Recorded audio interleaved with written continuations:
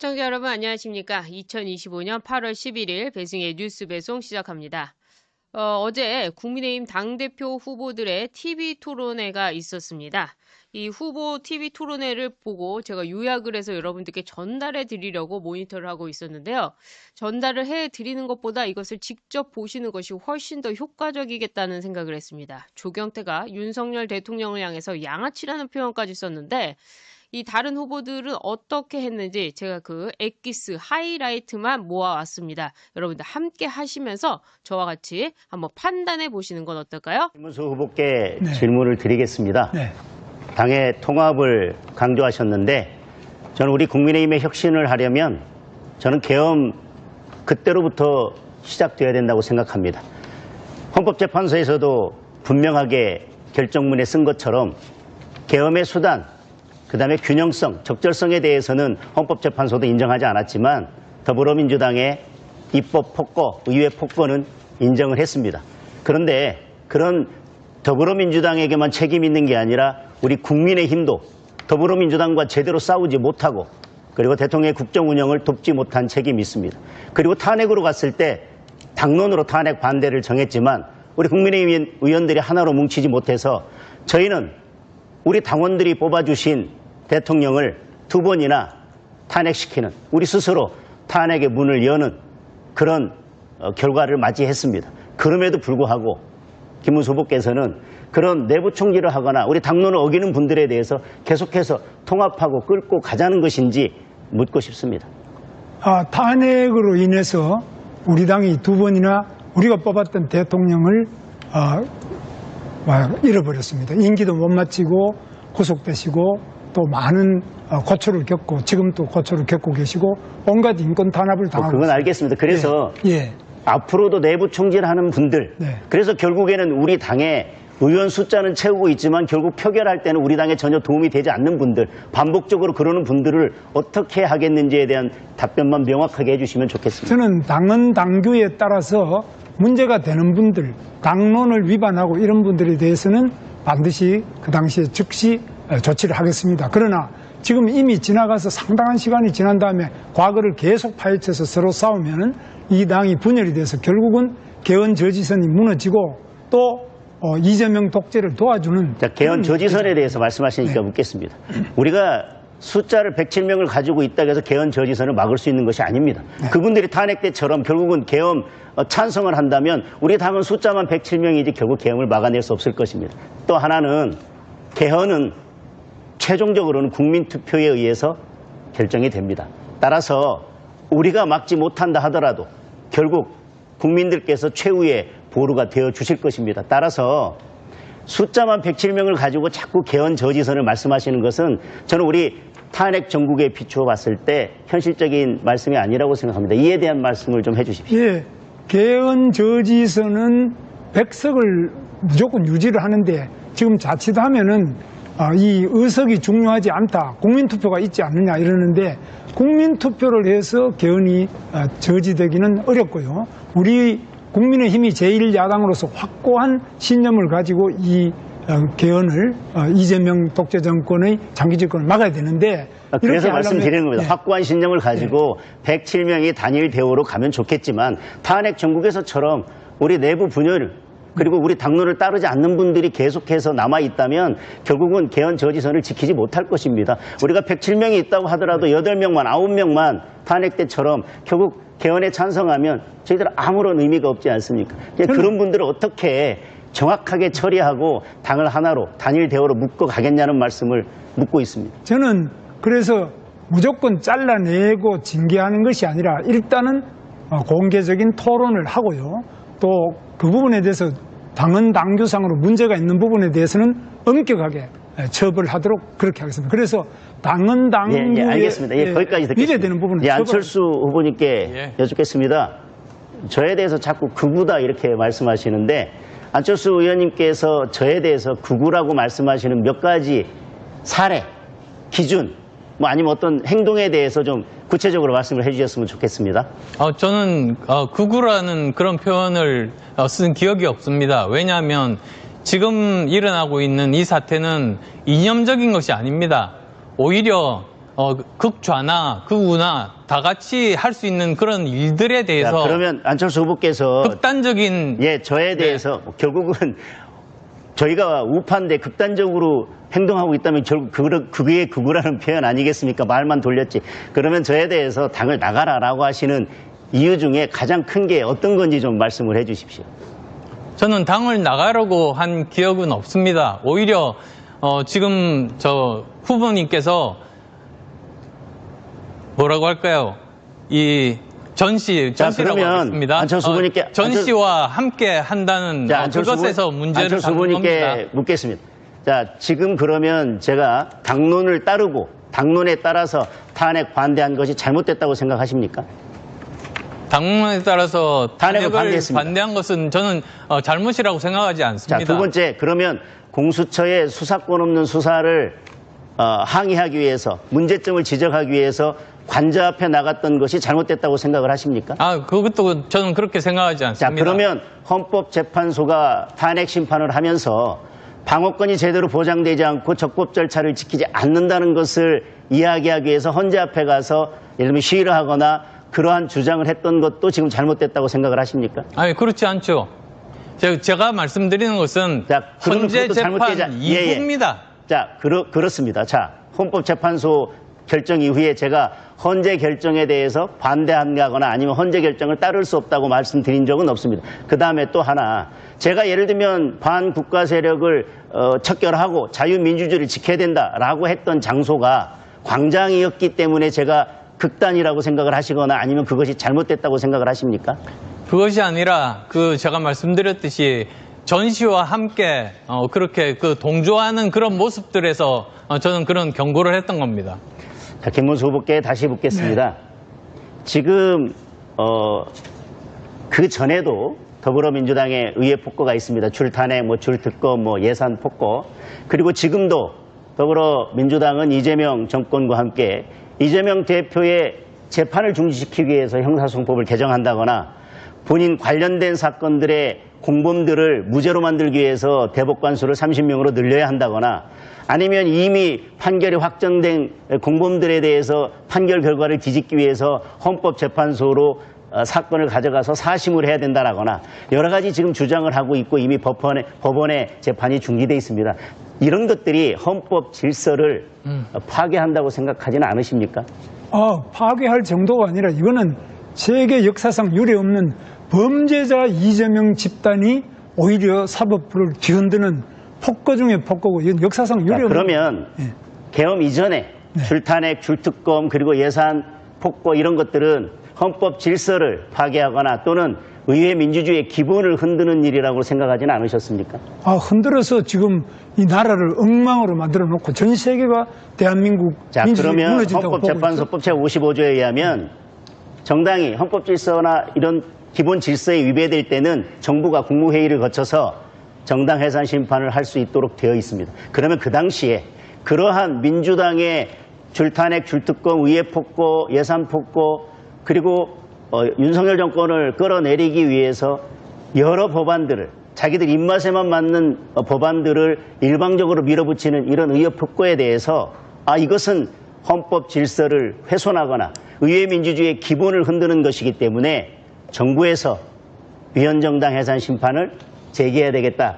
이런 조언을 하거나 그런 의견을 한 번이라도 말씀해 보신 적이 있으십니까? 저는 이야기도 물론 하지만은 민주당의 폭거 이런 부분에 대해서는 제가 절대로 국무위원으로서 국무회의에 참석하셨으니까 네. 이렇게 계엄이라는 사태까지 오지 않도록 그런 민주당의 폭거에 대해서 결국은 헌법재판소에서 위헌정당 심판 사유가 되는지는 법률적으로 판단하겠지만 그래도 정부가 이래서는 도저히 정권을 운영할 수가 없고 이러한 의회 폭거는 있을 수 없다라고 해서 한번 위헌정당 해산 심판을 제기해야 된다라고 국무회의에서 공식적인 의견을 제시한 적이 있으신지 묻습니다. 꼭 위헌정당 해산을 청구한다 이런 것보다도 이 민주당의 이런 부분에 대해서 우리는 계속 거부권 행사도 하고 계속 문제를 제기하기도 경고를 했습니다. 시간 다. 후보께서 처음에 정치하고자 찾아간 곳이 민주당이었다. 이렇게 주장을 했는데 이게 사실입니까? 저는 2020년에 자유한국당에서 인재영입 케이스로 정치를 시작한 하게 됐습니다. 그때 인재영입 되기 전에 그 당시 인재영입 위원장이 공직 사퇴 시한 일주일을 앞두고 저에게 연락을 주셔서 제가 공직 사퇴 시한 한 3일쯤 앞두고 처음 면접을 했던 것 같고요. 그리고 나서 제가 그 당시에 진행하던 재판이 문제가 돼서 언론에서 계속 좀 논란이 됐기 때문에 굳이 제가 당에 부담을 드리고 싶지 않다라고 해서 저는 인재영입을 받지 않고 대전시당에서 출마 선언하면서 90일을 앞두고 저는 그때서야 비로소 그러면 저 출마를 민주당과 이렇게 먼저 접촉했다는 건 사실이 아니라는 말씀이시네요. 민주당과 뭐 무슨 접촉을 했다는 것인지 잘 모르겠고요. 그러면 다만 허위 사실로 고발하셔야죠. 아니 여지껏 제가 무슨 일이 있을 때마다 그 일일이 다 저는 허위사실로 고발하는 사람도 아니고요. 그런 거에서 일일이 대응할 필요도 없다고 생각합니다. 제 경험으로 말씀드리면 아니, 저는 이런 것들은 계속 이렇게 퍼져나갑니다. 아니, 저는 그게 민주당 수법입니다. 아니, 저는 뭐 그 이후에도 뭐 지금 유튜브에서 저를 악의적으로 공격하는 사람들이 얼마나 많습니까? 그렇지만 저는 그거 일일이 대응하거나 그거에 대해서 일일이 고발하거나 그런 조치는 하고 있지 않습니다. 장 후보께서는 윤어게인이라고 생각하십니까? 저는 윤어게인이라고 지금 물으시는데 저는 여러 차례 유튜브나 언론 인터뷰에서 말씀을 드렸습니다. 윤어게인 주장하시는 분들의 여러 주장 중에서 그분들이 가장 맨 앞에 내세우고 있는 주장은 딱 한 가지입니다. 계엄 이후에 우리가 국민들이 알게 된 것은 이재명 더불어민주당에 의해서 아니면 지금 대한민국이 지금 반국가 세력에 대해서 위협받고 있다. 따라서 자유민주주의 체제를 확고하게 지켜야 되겠다라고 하는 주장을 윤어게인 분들이 하고 계십니다. 그래서 저는 다른 주장에 대해서는 동의하기 어렵지만 자유민주주의 체제를 확고하게 지키고 반국가 세력을 척결해야 된다고 하는 윤어게인의 주장은 제가 당대표가 되더라도 함께 그게 그 주장만큼은 제가 받아들이기로 거죠. 저는 그러니까 단도직입적으로 묻겠습니다. 이 헌법재판소에서 만장일치로 탄핵에 대해서 인용이 됐습니다. 여기에 대해서 받아들이실 저는 그거에 의향이 대해서 있습니까? 수용하면서 다만 결론은 수용하면서 헌법재판소에서 탄핵 심판을 진행하는 과정에 있어서 제대로 적법 절차를 지키지 않고 증거 채택이 법에 위반됐고 그리고 방어권이 제대로 보장되지 않았다는 점에 대해서는 저는 여전히 제 주장을 굽히지 않습니다. 그럼 결론이 받아들이지 못하겠다 아니, 그 말씀 아니십니까? 절차가 잘못됐지만 지금 그 헌법재판소 결정을 다툴 방법은 없습니다. 아까 그러나 계엄에 대한 판단에 대해서는 수용한다고 말씀드렸습니다. 저는 우리 동네 양아치 건달보다 못한 대통령의 모습을 보면서 전 대통령의 모습을 보면서 국민들께서 참으로 허탈해 했을 거라고 생각합니다. 제가 지역에 다녀보면은 우리 당원들조차도 참 부끄럽다.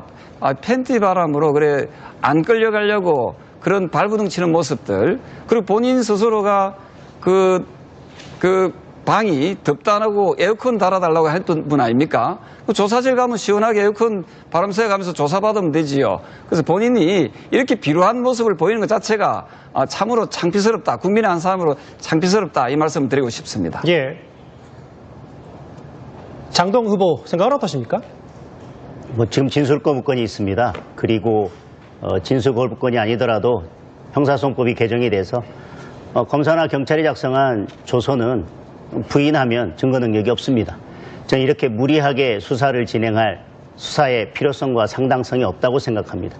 이 문제에 대해서 진보 진영에 있는 변호사마저도 체포나 구인할 수 있는 법적 요건이 안 된다고 비판을 하고 있습니다. 그리고 법에서 발부받은 체포 구인영장이라고 하더라도 그 집행에 있어서는 인권은 반드시 보장돼야 된다고 생각합니다. 그리고 이러한 모든 상황들을 브리핑하는 것은 전례도 없었거니와 그 자체가 인권 침해라고 생각을 합니다. 예. 아까 그렇게 말씀하시지 않았습니까? 윤어게인 아니라고 하셨죠? 제가 윤어게인은 아닙니다. 예. 다만 윤어게인의 주장 중에서 근데 왜 친길 후보라고 그렇게 불리십니까? 저를 윤어게인으로 부르거나 친길 후보로 부르는 것은 다른 후보님들이나 언론에서 그렇게 부르는 것이지 제가 친길이다, 제가 윤어게인이다, 제가 그런 말씀드린 적 한 번도 없습니다. 윤어게인 주장 중에서 이런 것은 내가 함께 가겠다. 그리고 전한길 씨의 입당에 대해서 나가라 마라 이런 논쟁에 대해서 아니 함께 싸웠던 분들이면 그중에서 우리가 받아들일 수 없는 주장이 있다면 이건 당의 공식적인 입장으로 받아들이기는 어렵지만 그러나 그분들과 예. 이러이러한 점에서는 함께 싸워 나가겠다고 하는 게 그 부분에 많다. 대해서 본인이 말했다고 제가 말씀드리는 게 아닙니다. 네. 하시는 행동을 보고 많은 사람들이 언론이 그렇게 평가를 하는 거죠. 그러니까 제가 어떤 말을 하는지 그리고 제 취지가 어떤 건지 정확하게 그 내용 전체를 보지 않고 언론이 프레임을 씌워서 공격하는 거야 제가 뭐라고 하겠습니까? 그건 언론의 공격이지요. 당대표 되면 윤 대통령 면회 가시겠다고 했는데요. 네.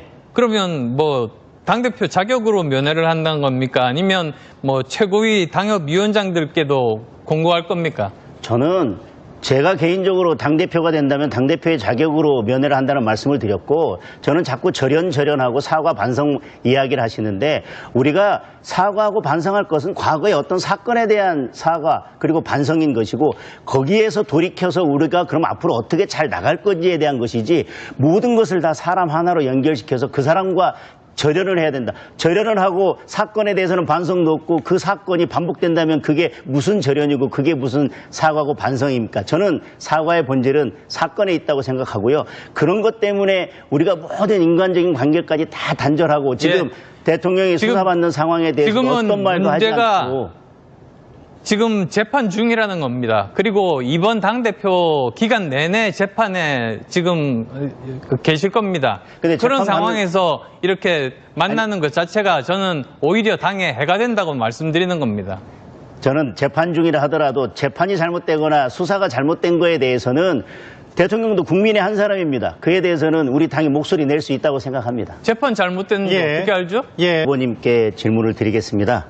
아까 특검에 대해서는 특검 연장을 막는 게 지금 중요하다 이렇게 말씀하셨고 또 출석 요구에 대해서 이게 정치적 특검이고 이거 무리한 수사다라고 말씀을 하셨는데 사실 안철수 후보께서 총선 전까지는 대통령과 하나로 가야 된다 이렇게 말씀을 하시다가 총선이 끝나자마자 최혜병 특검부터 해서 우리 당으로 공격이 들어오는 특검들에 대해서 계속 찬성 입장을 밝히시고 결국 특검들에 대해서 계속 찬성을 해오셨습니다. 지금 결국 거의 거짓말이십니다. 저는 그런가요? 정확하게 그러면 대부분의 경우에 네. 당론을 따랐고 예. 두 번밖에 자, 거기와 다르게 그럼- 제 소신을 밝힌 그러면 것밖에 이제 없습니다. 이번 세 개 특검에 대해서는 찬성을 하셨습니까?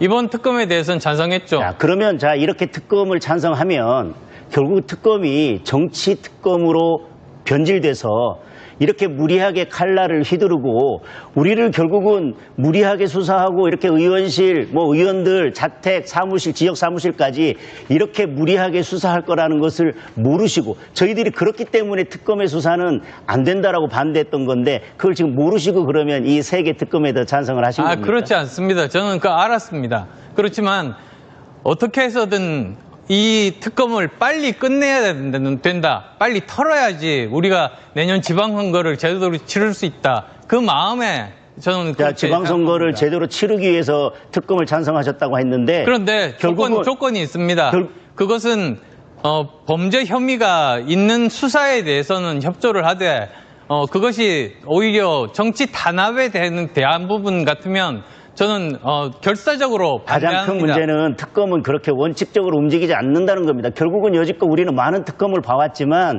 정치 특검이 돼서 무리하게 수사를 하고 결국은 이 특검 더불어민주당이 여당임에도 불구하고 정권을 가져갔음에도 불구하고 특검을 이렇게 세 개나 통과시켜서 밀어붙이고 있는 것은 내년 지방선거를 이 특검 정국으로 결국은 이렇게 계속 저희들을 수사하면서 저희들을 공격하고 그리고 내년 지방선거가 되면 이 수사 결과를 발표하면서 무리하게 브리핑을 하고 언론에 공개를 하면서 그러니까 결국은 내년 지방선거 내년까지 연장되지 않게 170일 내에 끝나게 하는 게 우리의 목표가 돼야 된다고 말씀드립니다. 그런데 지금 우리가 거부권도 없는 상황에서 그동안 계속 특검 통과된다 그렇게 말씀하셨는데 지금 저희들이 사실상 현실적으로 막아낼 대책도 없으면서 내년 지방선거까지는 안 가도록 한다. 결국은 지방선거까지 민주당은 계속 이걸 어떻게든 끌고 가려고 하고 결국은 내년 지방선거로 해서 특검을 만든 것이고 이 무리한 특검의 수사 결과를 가지고 다음 총선까지 정당 해산까지 무리하게 끌고 가서